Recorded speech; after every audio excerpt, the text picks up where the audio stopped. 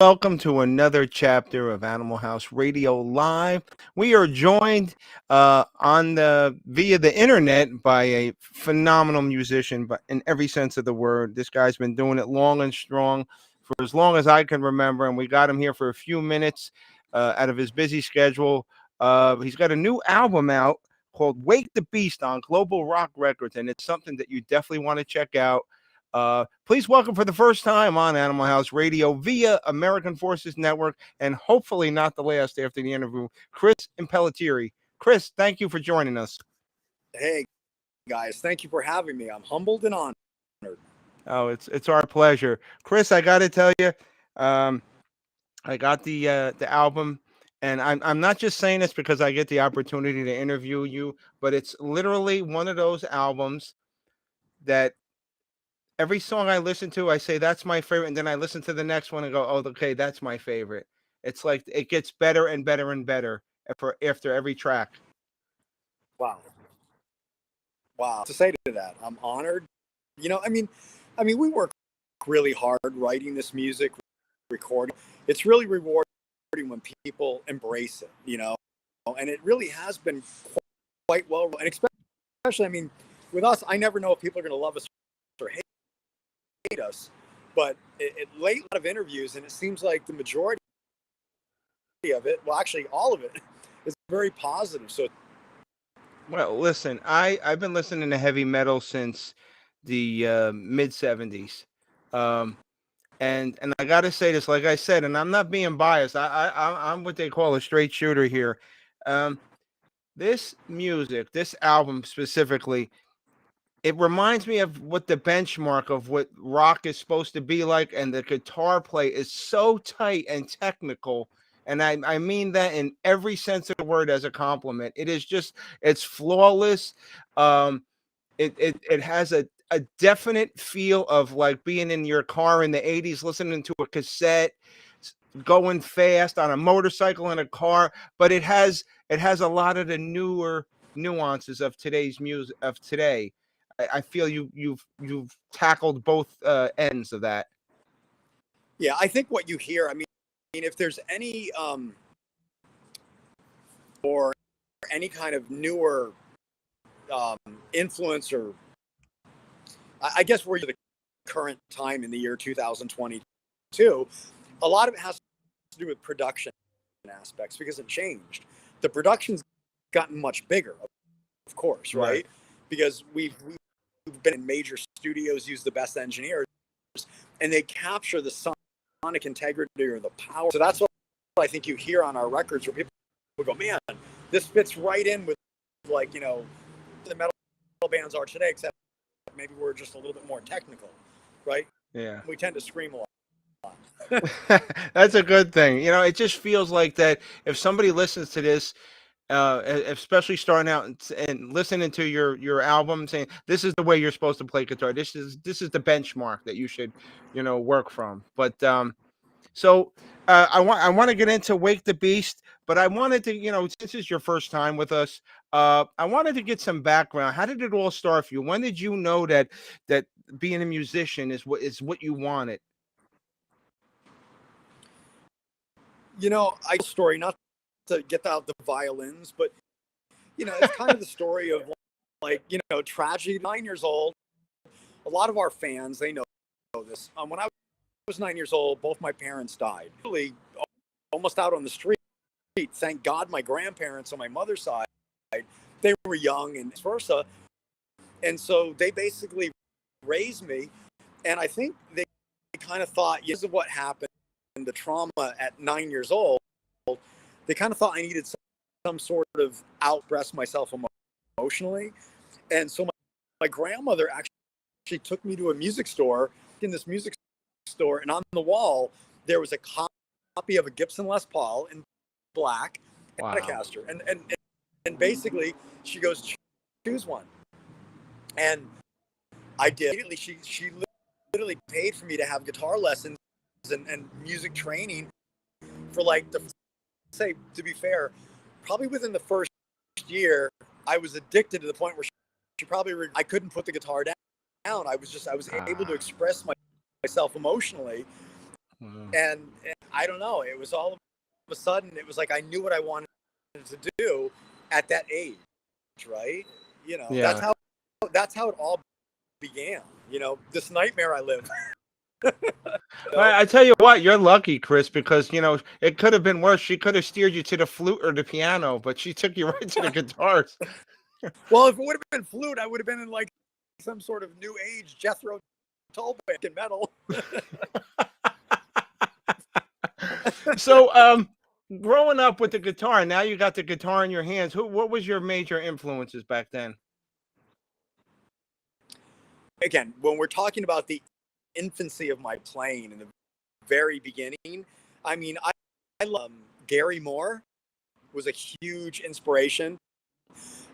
Richie Blackmore and Purple and Rainbow would have been more like that would have been, I guess, my parents' generation but I really love what I heard, especially from Deep Purple's Machine Head album, and then of Oh yeah, course the yeah. early with Dio. Love that stuff. So that was a huge inspiration. And then we started getting into Van Halen record came out. It corrupted me. I mean, all of a sudden I was like, oh, I want to be him on steroids. In a good way, though, You know? right? Yeah, exactly. I loved that. And so it was the point where, I mean, those were like the huge primary influences, the heavier side on me, right? And this is before I start getting into really the technical playing. That's like John McLaughlin and Al Di Meola. These are like jazz kind of players, amazing at what they did. And so it really, those were like kind of like the core inspired me and influenced me and kind of helped shape who I became eventually. Wow, that's Good amazing. or bad. Yeah. No, but I mean that's like a textbook way of how it all starts for most musicians. They get inspired and stuff, and you did it the right way. So now Wake the Beast is a compilation, right? Of what, 3 CDs? Yes. Yeah.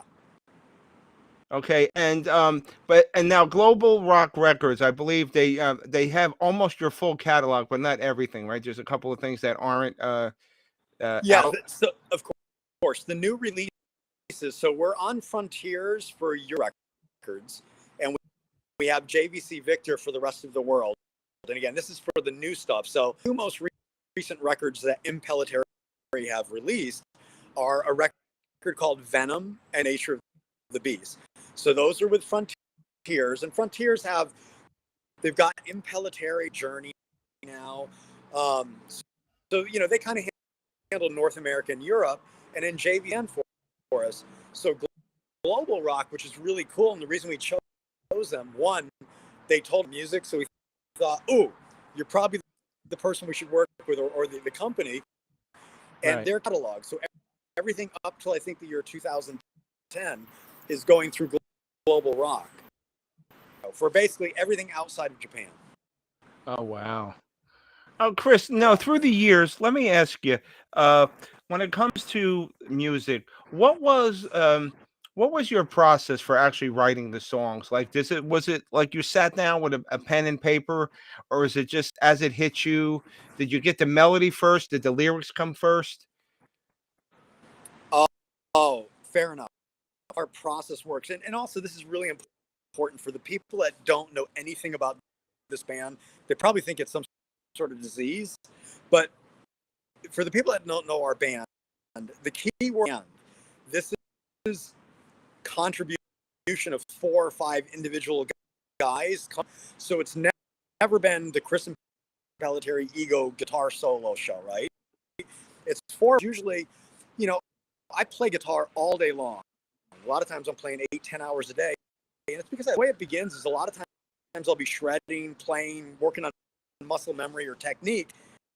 And God, what was that? That sounded really, really cool, right? And all of a sudden, before I know it, what I'm on this just accidentally played, right?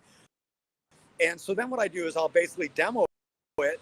I'll bring her and Rob Rock, our singer, and say, what do you guys think of this, right? And then everybody kind of puts their 2 cents in. And because we played together for so many years, we have an amazing, so Rob Rock, he writes all the lyrics, all the vocal melodies. That's the riffs, my solos. I construct the majority of the song musically, right? Where they come in and they create their foundation, they play their parts, we rehearse together, and then we go in live as possible in the studio. Right. So when the fans or the people that like our band listen to it with us, in real time. So that's kind of how we create this music. Yeah. I talked to a lot of bands over the years, and I always think, it's interesting that, everybody's process is different, but I think, and then, I mean, this could be argued. I think you get a better product when everybody has a hand in it. I think and just from listening to just what you said a minute ago and listening to the tracks, you could hear it in the tracks. I see that you're very technical about your guitar work, and you're very fanatical about what you put out there. It has to be near perfect. Well, it's just because if you listen to our music, as complex as we play, right? It's actually quite easy to digest musically, Yes. Yes. right? Like, listen, I mean, I won't name names, but there are some. But after 3 songs, I'm like, oh my God, I got to stop. I feel like I'm doing calculus. The one thing we try to do is we try to make our music. First of all, there are times where we probably sound like a thrash metal band, but it has to have strong, like 1-3-5 chorus, very anthem, something very memorable. So it has to have a very strong. That's always been key to at least our I guess our. But musically, like I say, it's digestible, right? You're a musician or just a fan of music, period. Hopefully, it. Well, I got to tell you, I didn't get a chance to hear I listened to the majority of the album, and mission Wow. accomplished. It's a lot more. I think digestible is you're being modest. It's extremely likable. It's familiar, and it really each song for me, and this is just one man's opinion, is it invokes a different feeling in me, but it's very high energy, which I like.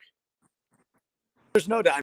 I mean, look, I think people can hear that now. Although on this record, even though yes, it's maybe over top with our energy, right? A lot of fast double bass playing and all that stuff. But we also show our mellower side.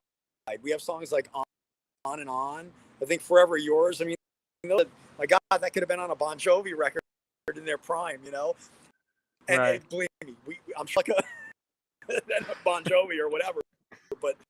But in all sincerity, we do that. We can expand musically and take the Right. listener, hopefully, on an adventure where it doesn't become over and over again. No, You I know, mean, like I said, it's I can't see this album not doing well. Like I said, I'm not an expert. I'm just a radio guy, but I follow the music for majority of my life, so I know when I hear a good product. Um, Now, Chris, when it came to COVID, um, how as a guy who's been around in the business a while, and everybody, all the musicians are always out hustling and doing shows. How hard of an adjustment was it for you to just have to stop? And during that period, did it spark a lot of creativity? and first of all, my heart goes out to anybody that lost loved ones or had any kind of COVID.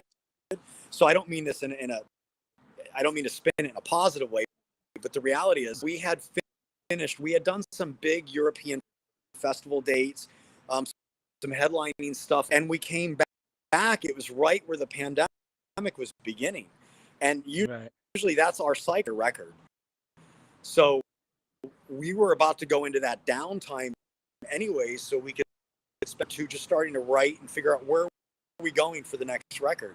So really, that's what we've been doing, right? And everything kind of for us it panned out favorably, which is a horrible thing, the circumstance. Yeah, yeah. I mean, and I get it. And I mean, um, a lot of good came out of COVID was a horrible thing, but I think it made a lot of people appreciate their craft a lot more. Not that people didn't, and this not just for musicians, actors, whatever a medium that you did. I think it made people appreciate it more, and now, so is the band currently on tour? Is there a tour scheduled? What's the game plan? So actually, we're in the middle of the new record. So the new record, the target release date, I think it's either mid 2023 or summer of 2023. I'm literally standing outside in the parking lot of the studio right now. Oh, you look So like you're we're freezing. in the middle of. You know what's funny? It's in LA. I don't know if you can see this. Hold on. This is Beverly Hills. Can you see this? Oh, okay. Wow. I don't know if you can see that, but anyways, Yeah, that's yeah, where I'm yeah. at. Oh, okay. I didn't So want I'm you to just be kind of putting my standing out in phone the up. cold. No, no. So, but anyways, so we're like I say, we're recording the new record. Like I say, we have probably another 6 months to go, right before this thing really is. And then the idea is to probably start 2023 to go out and do some of the big major festivals. I think we did probably like 5 of them. Be pandemic. We did Barcelona Rock Fest. We did that with Iron Maiden. It was amazing. I mean, I think we did. I think we did Germany. I forgot what the festival was. We ended up doing a headlining show for our first time out in in South Korea. I think 30,000 people came to see us, which was insane. So we started doing band and continue on, but then of course deviated right into where we normally. So the plan Yeah. now is in the 2023 go back and try to do more of the big European festivals. We used to do the big Japan tour, and then we're going to try to do the United States finally. We're attempting. Well, you know what? I like the fact that music is universal, and you mentioned Iron Maiden. I just saw them Friday over here in New Jersey at the Prudential Center in Newark, and oh my God, I was Bruce Dickinson at 68. He still got it. Yeah, well, 3. I'm like, whoa, you know, Bruce is. Yeah, I mean, Bruce is one of my. I mean, Dio, Bruce. I mean, even Rob Rock loves Bruce Dickinson. I think Rob knows Bruce. I don't. But I mean, Maiden. How can you go wrong? I mean, they're still to me. They're still great to this day. Absolutely. And now, Chris, when it comes to performing,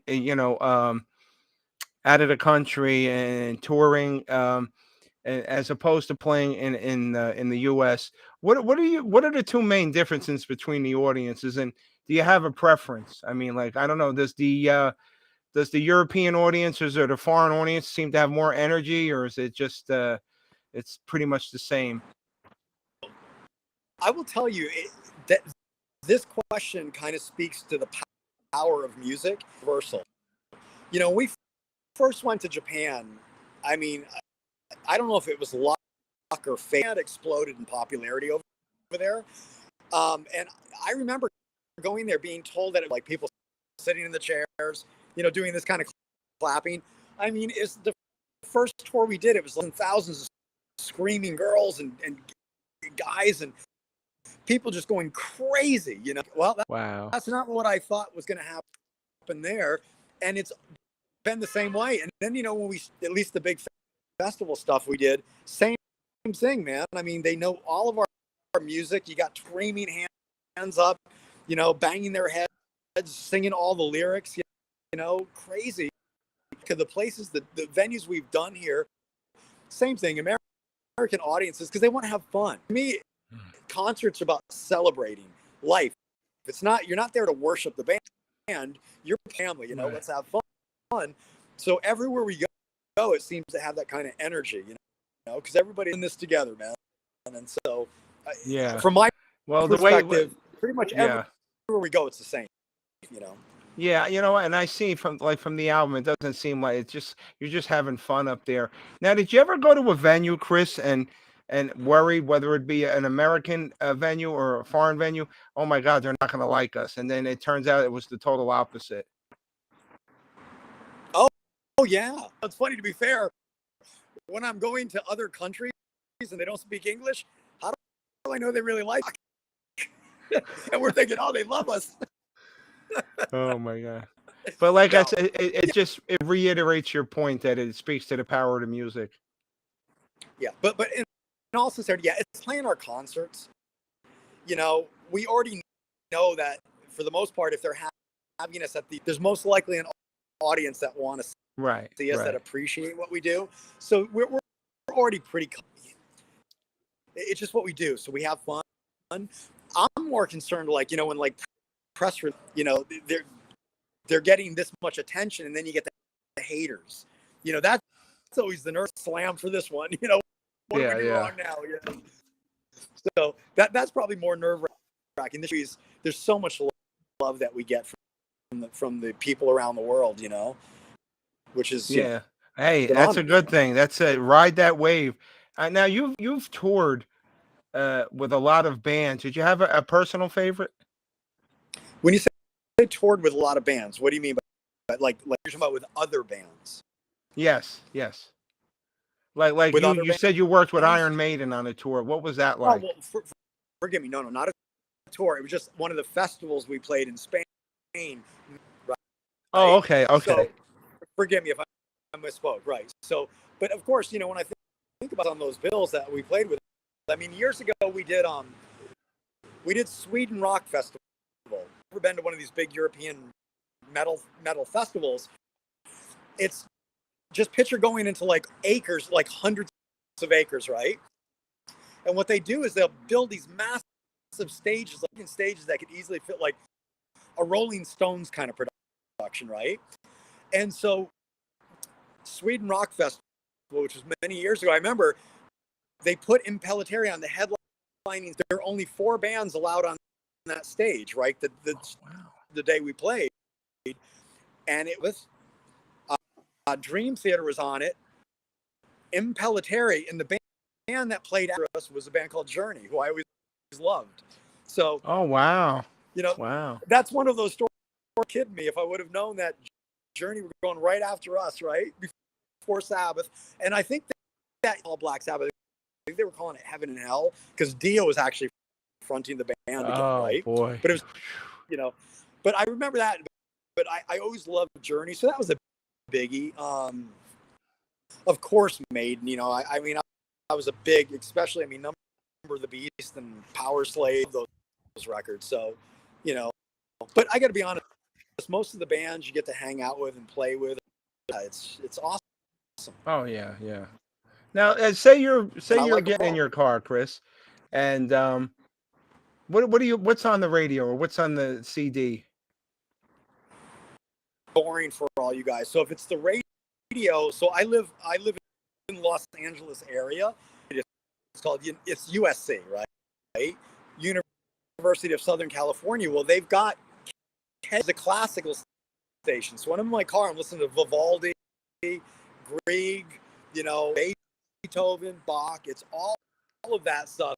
So for the younger people, they're asleep.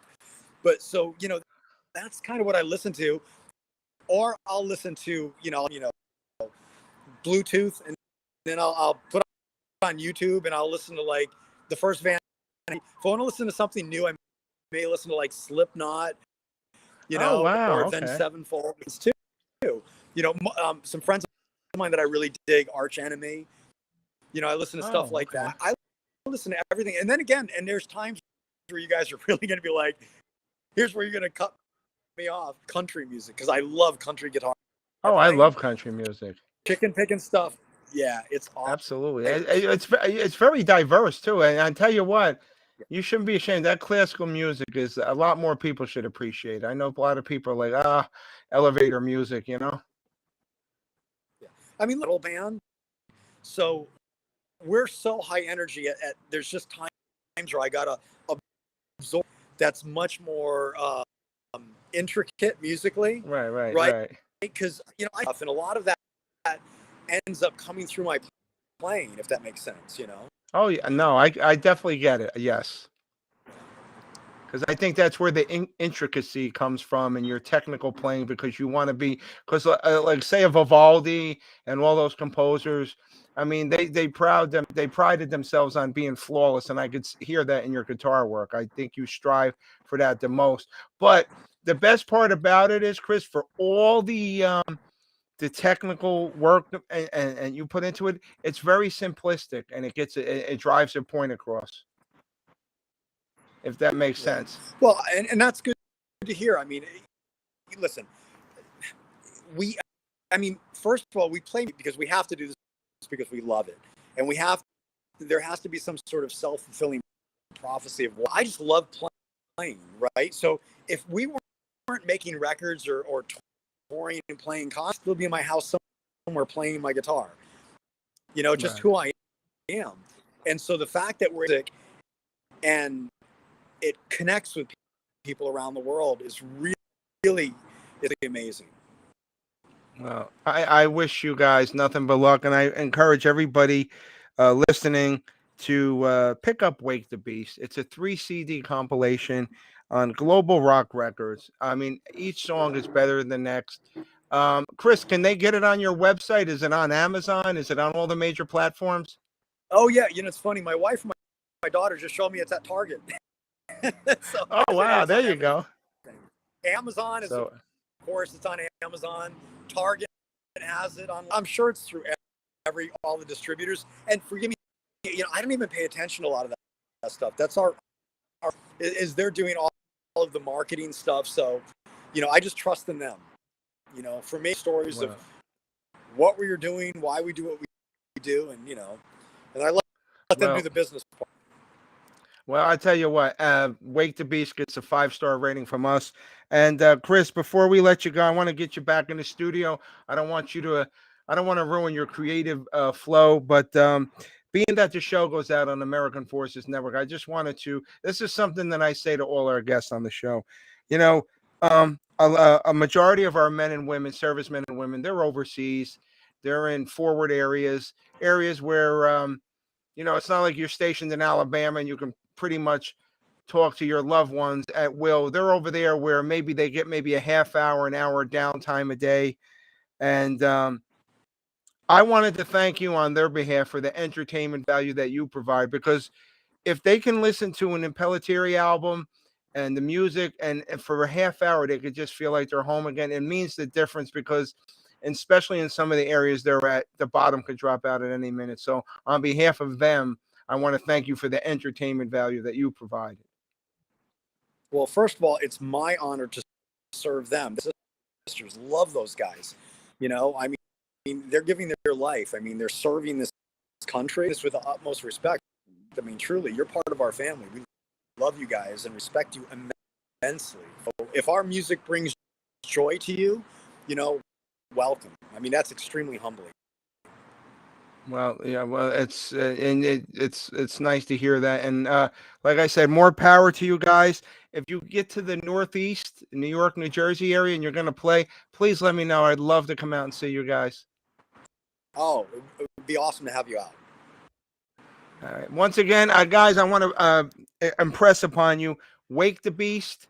It's on Global Rock Records. Go to Target. Go to Walmart, Amazon, wherever you buy your music or wherever you listen to your platform on, whatever platform you listen to music on. I highly recommend this album. And I want to thank Chris for your time today. And consider yourself a friend of this show. Anytime you need us, anytime you want to come on and just hang out, you have an open door, my friend.